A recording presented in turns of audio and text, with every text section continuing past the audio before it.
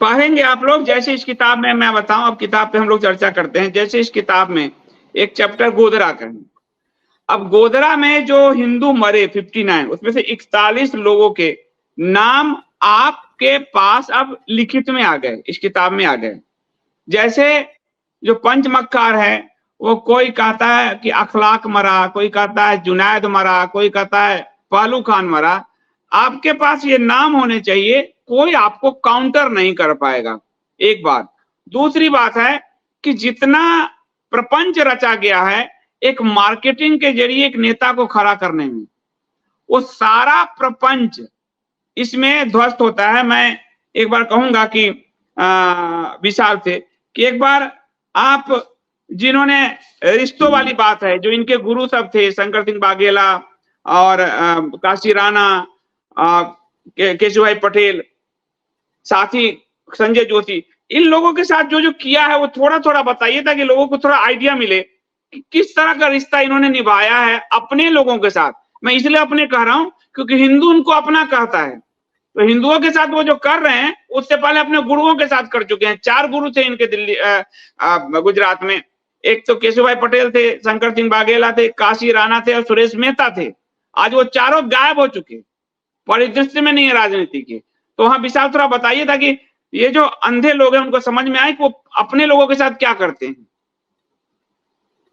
अब इसमें मतलब आप देख, मैं पहले ही शुरुआत ही कर देता हूं कि नरेंद्र मोदी का शायद ये कहीं ज्यादा उनको हर्ट किया हो कि नरेंद्र मोदी का व्यक्तित्व तो अपने लोगों को धोखा देने वाले आत्ममुग्ध, अहंकारी, मौकाप्रस्त और व्यक्तिवादी की रही है। उसके बाद अब इसमें एग्जाम्पल के लिए पहले आता है शंकर सिंह वाघेला का नाम। अब तो खैर वो कांग्रेस में है, लेकिन उस समय तो संघी थे, बीजेपी के थे। तो शंकर सिंह वाघेला सांसद थे तो एक आम कार्यकर्ता थे। तो उस समय ये मोटरसाइकिल पर घूमा करते थे शंकर सिंह वाघेला के साथ। शंकर सिंह वाघेला के साथ ये सफर भी करते हैं। तो ये एक झूठ जो बताया गया कि भिक्षा मांगकर खा रहे थे, तो ये भिक्षा वाली भी बात गलत है, क्योंकि सांसद तो सांसद होता है। पहले कुछ सांसद का रेपुटेशन और ज्यादा होता था, क्योंकि अब तो धीरे धीरे लोगों को थोड़ी पॉलिटिक्स की समझ हो गई, इनसे काफी लोग समझने लगे। तो क्या होता है कि शंकर सिंह वाघेला उस समय मेंबर ऑफ पार्लियामेंट, तो जाहिर सी बात है कोई भिखारी या भिक्षा मांगकर खाने वाला को तो अपने साथ अपनी मोटरसाइकिल पे बैठा के तो घुमाएंगे नहीं। उनके साथ ये ट्रेन में भी घूमते थे। उसके बाद क्या हुआ कि ये उस समय शंकर सिंह वाघेला के कैंप पे थे। मैं आपको शॉर्ट में बता रहा हूँ, बाकी आप पढ़ेंगे तो ज्यादा क्लियर होगा। हाँ, तो शंकर सिंह वाघेला के कैंप में थे। अब उनके अपोनेंट कौन थे? केशुभाई पटेल। फिर क्या हुआ कि केशुभाई पटेल को मुख्यमंत्री बना दिया गया। तो फिर क्या हुआ कि शंकर सिंह वाघेला ने बगावत कर दी, और वो माने इसी शर्त पे कि नरेंद्र मोदी को गुजरात से बाहर किया जाए, और मतलब जो केशुभाई पटेल है उनके खेमे का कोई नहीं बनना चाहिए। तो उस समय सुरेश मेहता को सीएम बनाया गया। वो खैर ज्यादा दिन तक वो मामला चल नहीं पाया। वो खजुराहो वाला मामला भी आप लोगों को पता होगा, खजूरिया। तो फिर क्या हुआ और तो अब क्या हुआ कि शंकर सिंह वाघेला क्या हुआ कि इनको बाहर करा दिया। अब ये क्या करते थे कि शंकर सिंह वाघेला के साथ थे और शंकर सिंह वाघेला की ही बुराई करते थे।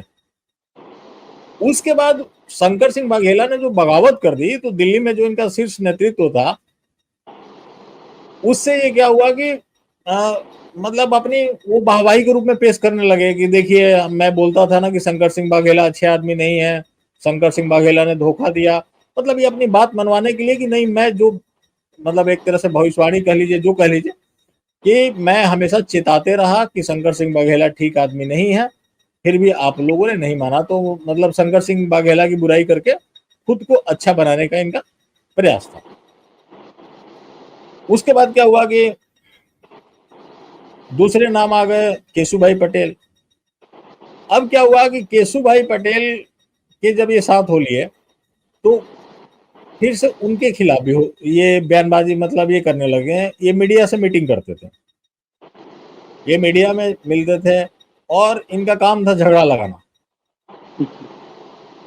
उसके बाद ये क्या क्या हुआ कि शंकर से ये सॉरी केशुभाई पटेल, इनके जो भी मजबूत इरादे थे उनको उन्होंने भाप लिए।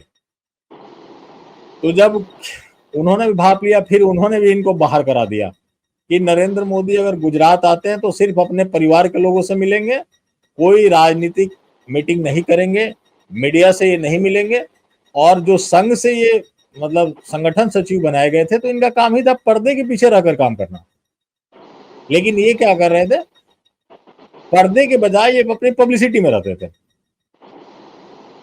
फिर क्या हुआ कि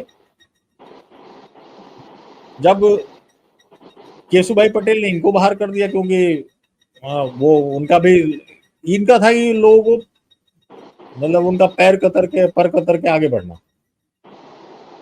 तो फिर उनकी भी बुराई करने लगे और ये बोलते थे कि गुजरात में विकास तो हो रहा है लेकिन हिंदुत्व का काम नहीं हो रहा है। तो ये कर करके इन्होंने मतलब अपना पूरा भरोसा जीतने का काम किया कि हिंदुत्व का काम नहीं हो रहा है।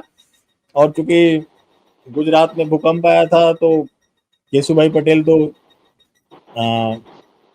घिर चुके थे, क्योंकि लोकल बॉडी की इलेक्शन हो या फिर बाई इलेक्शन हो उसमें हार गई थी बीजेपी। तो इनको क्या हुआ कि जब बनाया गया था तो इन्हें कोई नहीं जानता था। और ये बताते हैं कि जब ये केदारनाथ जाते थे, मतलब ये अपने एक बार अपनी माता जी के साथ गए थे तो वहां पर भीड़ लग गई थी। अब बताइए कि जो 2001 में मुख्यमंत्री बनते हैं उनको वहां के विधायक नहीं जानते हैं और इनको उत्तराखंड के लोग जानते थे और इनके लिए भीड़ लग जाती थी।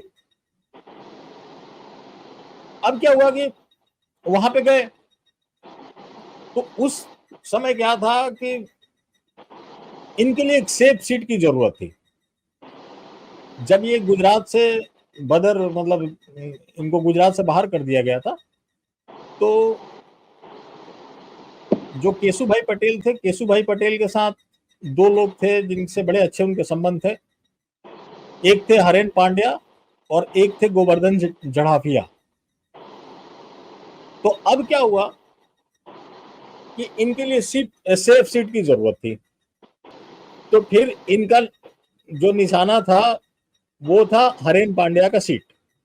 उसके बाद आप पढ़ेंगे तो आपको पता लगेगा कि हरेन पांड्या के साथ क्या हुआ, उनकी मौत में कौन कौन लोग इन्वॉल्व रहे, कुछ चीजें लोगों क्या को उनके पढ़नी चाहिए।